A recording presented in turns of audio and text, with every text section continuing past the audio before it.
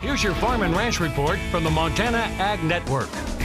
And welcome back to our Farm and Ranch news. Today we see as the nation's farmers continue to experience historically low grain prices, Montana producers will also experience a rate hike in rail transportation to get their product to market.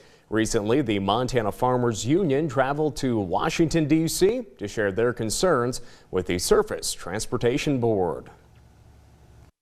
And one of the primary reasons we went back was the simple fact we're talking about captive shippers, and with Burlington Northern being the only rail across the northern part of Montana, it costs about $3,400 and some odd dollars for a grain car to take our grain to the port in Washington.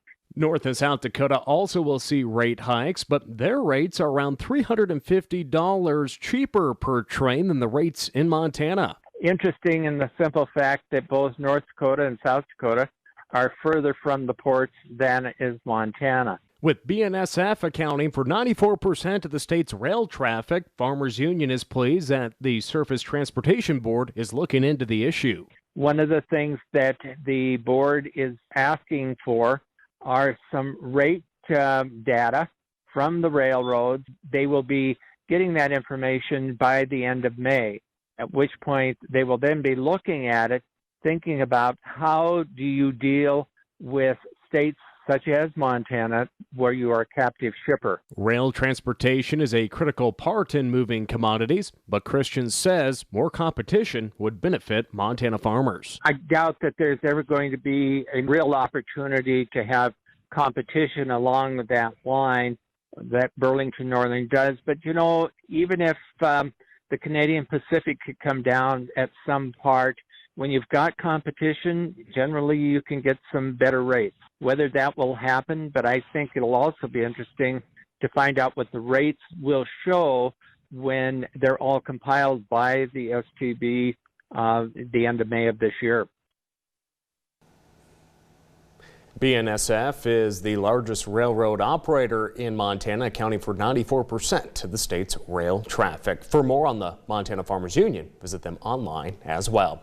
Don't go away, we'll have more news coming up next. Returning back today, President Donald Trump is threatening tariffs against the European Union if the EU doesn't bring agriculture to the trade negotiation table.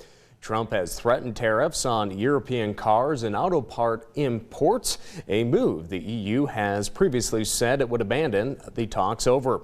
The EU agreed to move forward with trade talks earlier this week, but reiterated that agriculture will not be part of the negotiation. The refusal to include agriculture makes any deal with the EU uncertain, as lawmakers from farm states have threatened the potential agreement would not pass Congress.